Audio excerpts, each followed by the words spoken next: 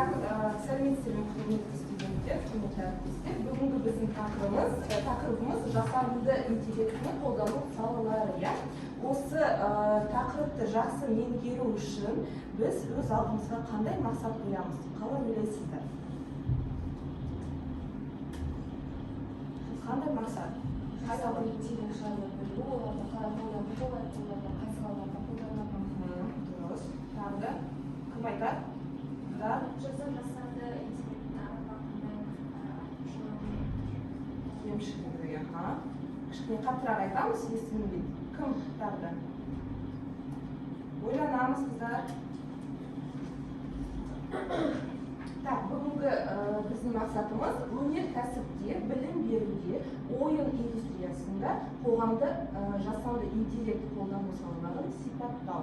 Осы мақсатымыз, иә? Таратамыз.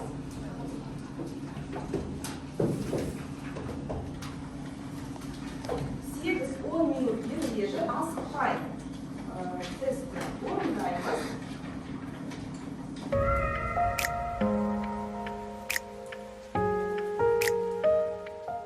Тобымызды 5 сұрақты сол қағазымызда орындаймыз. Астындағы балын әлі жазбай тұрамыз. Қазір бұл үй тапсырмасы орындап, жедел тест әдісі арқылы сендердің өткен тақырыпты қаншалықты меңгергендеріңді тексереміз, меңгеру деңгейін. Кім орындап болды, орындап болсаңдар, ойланып, ақырын сәйкестендіріп, таза жазамыз қағазымызға. Астындағы балын қазір тексерген кезде бір-бірімізге көршілес отырған студентқа ауыстырып, біріміздің жұмысымызды біріміз тексереміз.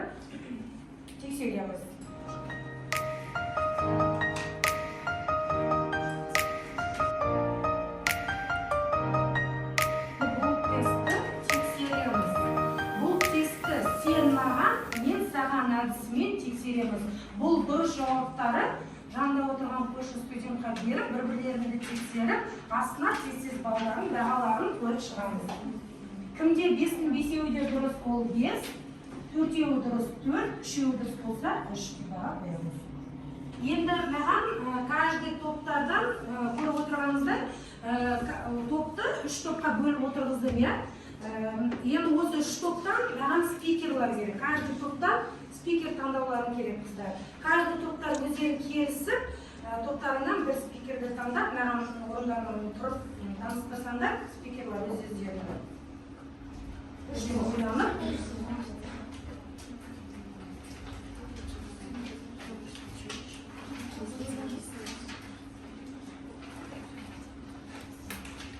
Спикерларымыз таңдаймыз.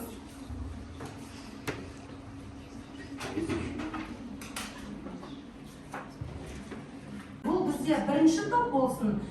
Бұл бізде екінші топ және үшінші топ. Бірінші топтан бізде спикер кім? Орнымыздан тұрып таныстыра отырды. Жақсы. Екінші топта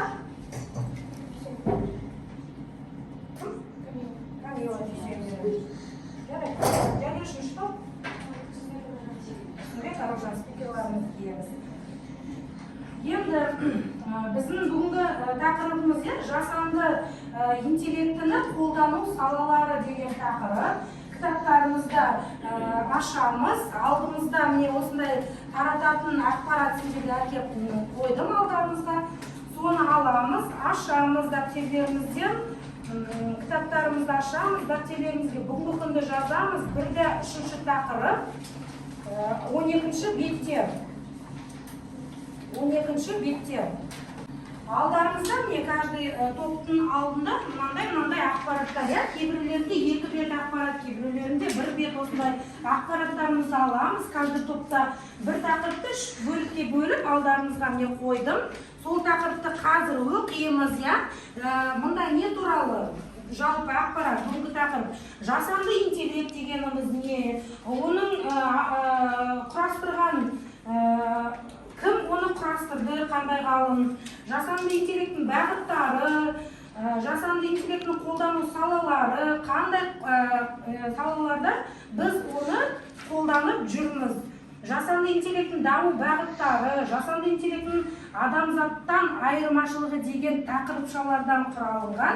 Сол тақырыпшаларды қазір бір 5 минут уақыт берейін, 5-8 минут. Соның ішінде оқып, бүгінгі ақпаратты, сосын спикер немесе ол көмекші алуға өздерінің тақырыпшаларын ортаға шығып, қорғап айтып береміз. Түсінікті ма? Тапсырма түсінікті ма?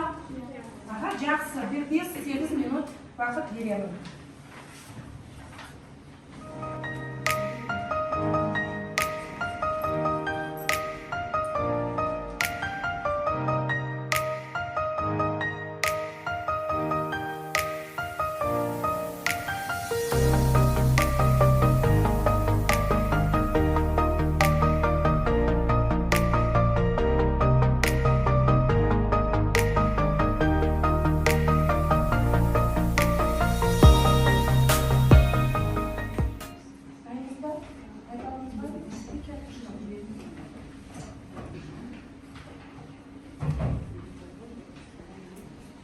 Жасанды интеллект.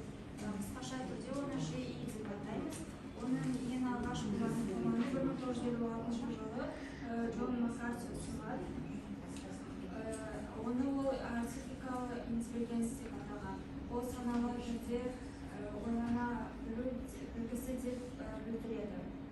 Және ЖИ 1956 жылы Алан Тюринг жасанды интеллект пайда болмай тұрып тест жасауды ұсынған. Сол тест арқылы ойлана алатын машина соның қатысуымен қабылданған. Біздің әрбір жасушамыз аксондар мен дендриттерден тұрады. Аксондар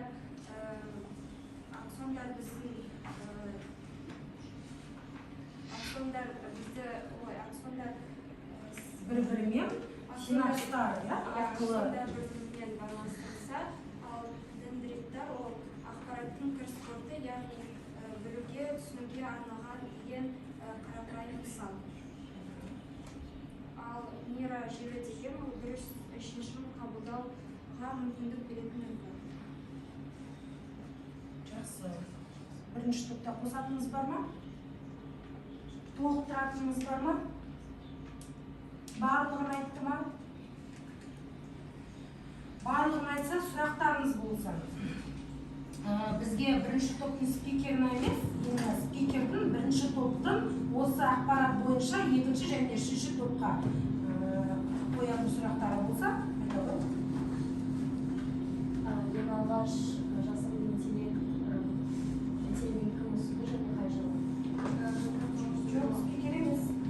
Спикер жауап бермейді, сен уже өзінің ақпаратыңды айтып бердің, сен және айттың, нешінші жылы, кім оны ойлап тапты, ең алдындағы машина қандай болды деп айттың.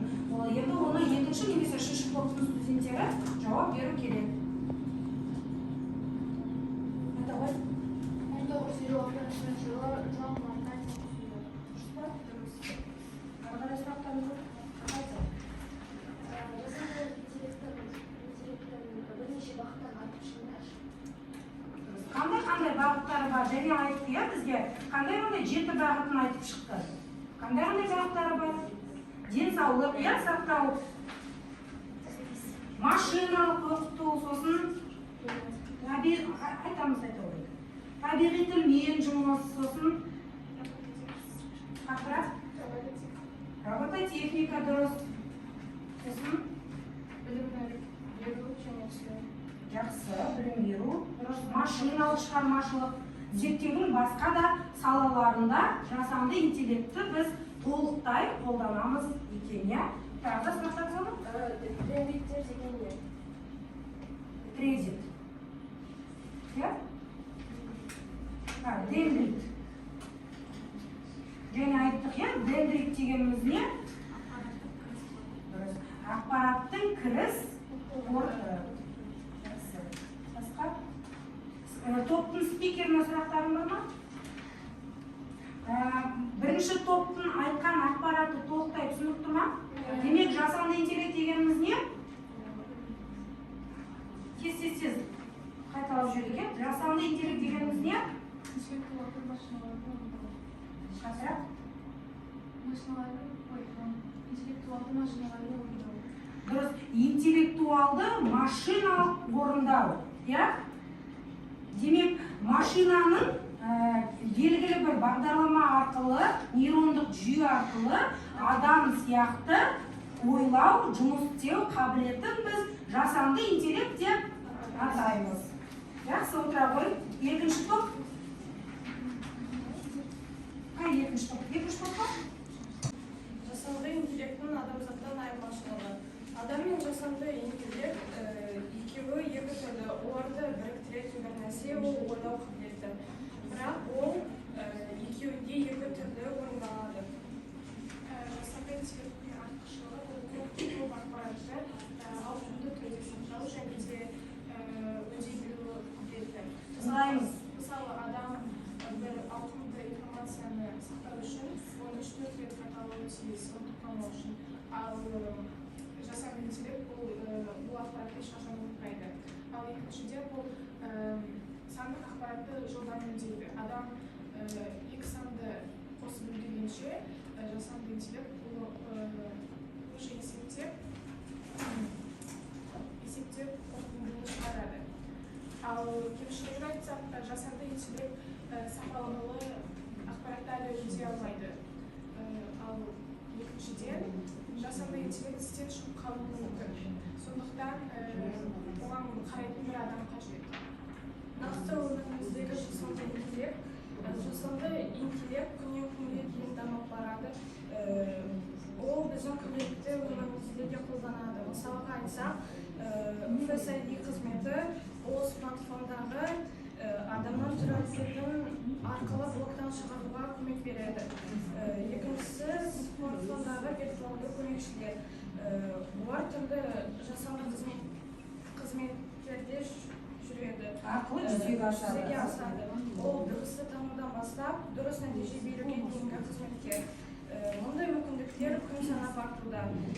Жасанды интеллекттің ең басты артықшылығы ол адамның өз ақыл ойын артуға қабілеті. Сен болды па? Мен сұрақ қойшы, сұрағымыз толықтыру деп санаңыздар. Айтып жатсыздар, және жасанды интеллект, жаңа Face ID, адамның түр келбетін тану арқылы бір ресурсты блоктан мысалы шығару, немесе кері айттыңыздар не деп, дыбысты танудан деп, дыбыс тану арқылы жұмыс жасайтын қандай жасанды интеллектті білеміз? Мысалы, бәрімізде қазіргі күнде бәрімізде смартфон, телефон бар, Біз мысалы бірдеме бір ақпаратты интернетте іздегенде біз қазір не істейміз? Біз осылай тақырыпты бәрін, біз тақырып компьютерге отырып жұмыс жасағанда тақырыпты клавиатурамен набирать етеміз, өзіміз тереміз, Ал бірақ қазір смартфондарда, телефондарда, планшеттарда жасанды интеллектті ойлап тапқан кісілер тағы да бір функциясын қосты, қандай? Голосовой, дұрыс, дауыс тану арқылы, біз дауыстап айтсақ, жасанды интеллект, сол операциялық жүйеге жүктелінген жасанды интеллект өзі ары қарай ақпаратымызды тауып, оны осылай бізге текст түрінде беруі мүмкін, және өзі де айтып беруі мүмкін. Арнайы жасанды интеллект балалардың, студенттардың немесе оқушылардың білім алу деңгейін тексеруге арналған, Білім саласында жасанды интеллекттің қолдану қалай жүзеге асырылуда. Біз бұл ретінде арнайы сайттарды жаздық. Бұл сайттар қазіргі кезде дистанцион сабақты оқуға қолданылады. Мысалы, Zoom ол арқылы біз мұғалімдерге қашықтықта баланы қашып аламыз. Мысалға, Zoom конференциясында біз дұрыс, мұғаліммен тікелей байланысқа шығамыз. Онлайн-мектеп, біз осы онлайн-мектепте апайлар неше түрлі тапсырма береді, мысалға тест түрінде және де жазбаша түрінде. Солай біз тапсырманы жүктеп отырамыз. Прокторов, оны бағана айтып айтқанда, ол біз емтихандарды қашықтықта тапсырып, ол біздің көшіріп жатқанымыз бар ма, немесе басқа жаққа қарап отырғанда оны бағалап қарап отырады. Күнделік кезде ол бізге біздің бағаларымызды, сол біз білім алған бағаларымызды білуге арнайы өзіміздің білім деңгейімізді, білімімізді тексеріп отыруға, иә, бағаларымызды жақсы. Біздің осы колледждің санитарный есте сабақ қашықтықта болса, осы жылға көңіл арқылы кіруге болады. Ол тоже сабағымызды, иә, толықтай ішінде бүкіл ақпарат бар, бағамыз, алатын біліміміз, иә, ақпаратымыз барлығы іздеуге отырамыз. Қаттырақ. Біздің бірінші тапсырмамыз біздің елімізде жасанды интеллект қолданылады. Біз 3-ші топтарына күн салдық. Біріншіден ол біздің Қазақстан өте мал шаруашылығына бай, сондықтан біздің апаларымыз, тәтелеріміз, әпкелеріміз бар ауылдарда. Оларға сауға өте қиын болады, өйткені ол таңертең тұрып өте көп мал сауға, сондықтан Қазақстанда сауатын автомашиналар бар. Олармен қазір көбі қолданылады және өте тиімді болып келеді. Сосын бізде қолданылатын ол тұрмыш жағдайларында. Ал оқу саласына өтініштерге жаңа үшінші топ айтып кеткендей оқуға көмектесетін сайттар, Zoom конференциясы және тағы басқалары. Сосын тағы смартфондар, компьютерлер, планшеттер ол бізге жұмыс жасауға береді және де оқу саласында да өте үлкен көмек береді. Олар сәйкес түрлі және оларды тек қана ойлау қабілетін біріктіреді. Олар жасанды интеллект ештеңе сезбейді. Және де көп ақпаратты уақытша есте сақтай алады. Жасанды интеллекттің шексіз деп жұмыс істей алады деп айта алмаймын, себебі оның да жұмыс істемеу мүмкіндіктері де бар. Өзінің уақытымен адам ол шаршайды, сезімдері бар, шаршау, болады дегендей. Және де жасанды интеллект ол деген көп ақпаратты сақтай алады, ал адам ол деген Біз адам болғандықтан, біз кейбір ақпаратты ұмытып қалуымыздан мүмкін. Жасанды интеллект шаршамайды, сезімін сезбейді.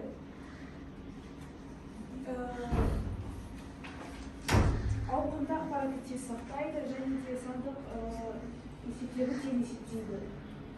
сен барлық үшін айтасың ба? Бір-бірден айтса неге жақсы болушы? Сен біреуін ғана айт. Сандық есептерді тез есептейді. Сандық есептерді тез есептейді, дұрыс? Ойлау қабілеті жоғары. Ойлау қабілеті адамнан қарағанда жоғары. Ол ешқандай сезбейді және Қаттырақ.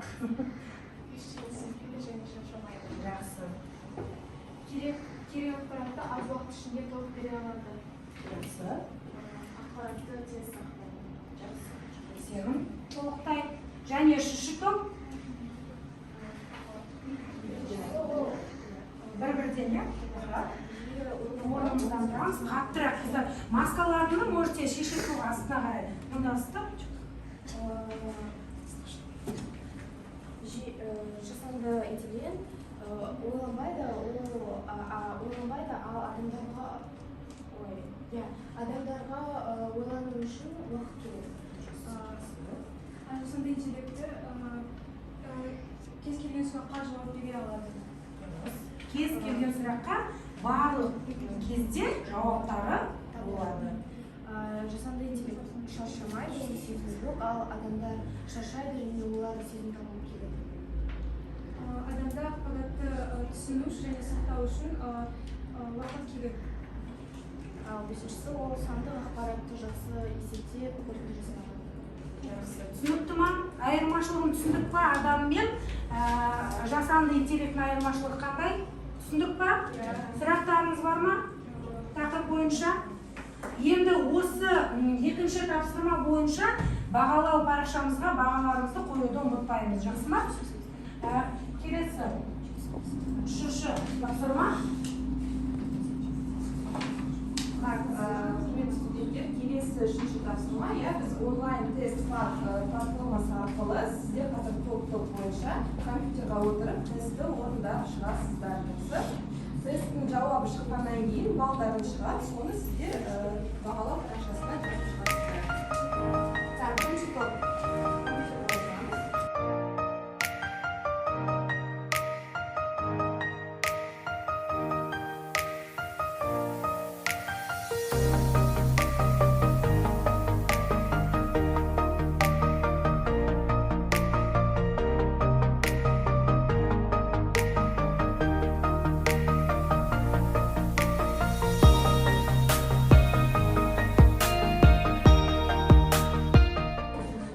Және біз қарап тұрсақ, мына тест сұрақтарын қарап тұрсақ, тест сұрақтарында көбінде 60, 70 и 80, құр лауреаттарына 100 болды. Қай сұрақты біз меңгере алмай қалдық? Сенде тоже 100 болды, молодец, екеулерінде 100 болды. Міне енді қайталап шығайық. Неге біз қай жерде түсінбей қалдық, сол мақсатта? Бірінші сұрақ бізде болды. Техникалық құралдар және программалық жасақтамалардың көмегімен жасалынған адамға көру, есту, сезу сезімдері арқылы берілетін жасанды әлемді не дейміз біз? Неге? Бүгінгі тақырыбымыз қандай? Жасанды. Біз қалай жауап бердік? Виртуалды шынайылық, шындықты ұмытыңдар, ол өткен тақырып. Болды, біз виртуалды шынайылықтан өттік, енді біз жасанды интеллектқа келіп жатырмыз, сол үшін жасанды интеллект деп жазуымыз керек еді. Келесі. Нақты уақытта физикалық әлемді толықтыратын орта, қандай жауап бердік? Кеңейтілген шындық. Дұрыс жауап бердік. Жасанды интеллекттің бір тармағы мыналардың қайсы жасанды дұрыс, машина. Арнайы программалық жасақтама көмегімен жасалынған компьютерлер нелер олар? Дұрыс, виртуалды машина. Және жасанды интеллект дегеніміз бұл не? Барлықтарын біліп тұрсыңдар осылай. Неге және қате болды? Неге еще және бәріміз біліп тұрмыз қыздар? Неге кімге және болды? 60, 40 деген балдар. Демек жарай және жақсылап тұрып қайталап шықтық, жауаптарын түсіндік қой, қандай екенін. Енді келесі бізде төртінші тапсырмамыз. Бұл төртінші тапсырмада біз жасанды интеллектінің қолдану салаларының суретіне қарап, атауларын сәйкестендіріп қоюымыз керек. Жаңағы міне мұнда бізде жасанды интеллекттің жасанды интеллектінің қолдану салаларының суреттеріне қарап, атаулармен сәйкестендіріп қой. Мұнда салалардың атауы және суреті белгіленген. 1-2 минут уақыт берейік, ойлап, қайсына келетін. Сосын топ спикерлары мұнда келіп, компьютерға отырып, бір-бірден қойып шығамыз. Немесе? Болды біреу ғана?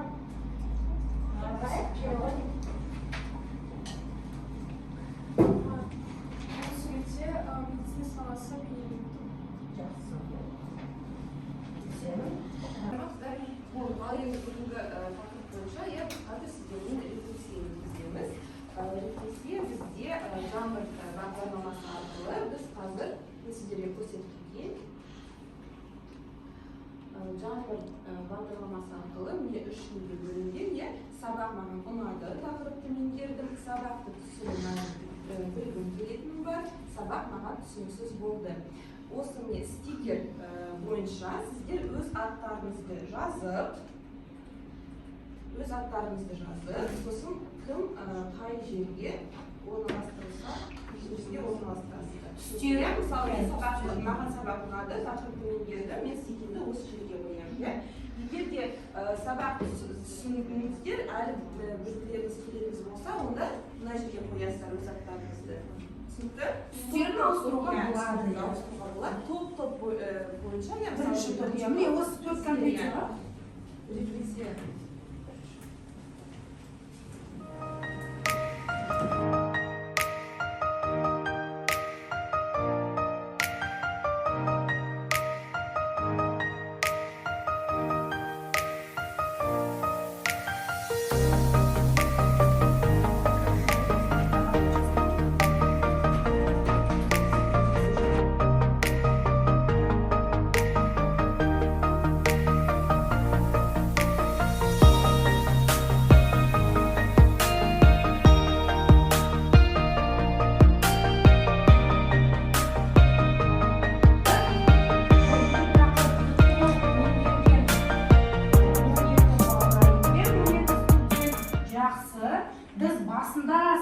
жылдың басында қойған мақсатымызға жеттік па?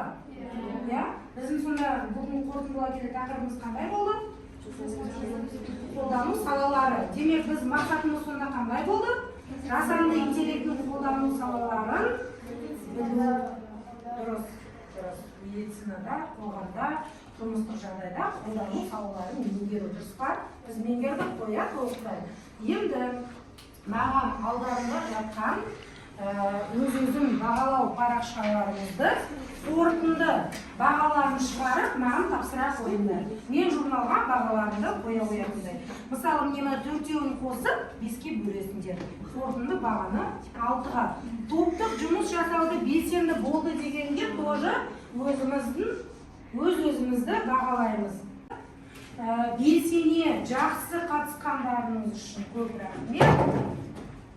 Бағаларымызды журналға қоямыз. Үй тапсырмасын жасап тұрып орындап келеміз.